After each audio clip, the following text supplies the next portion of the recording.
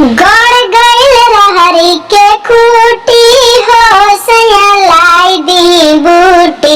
रात भर कैसे हम सूती हो सया लाई दी बूटी।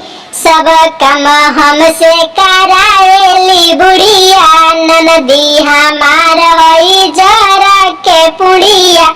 बड़ी चिकन आइल मजा लूटी हो सया लाई दी बूटी।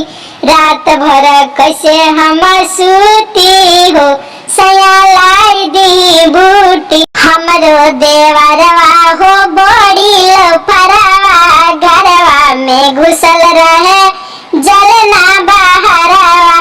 बड़ी कमजोर कमर टूटी हो सया लाई दी बूटी।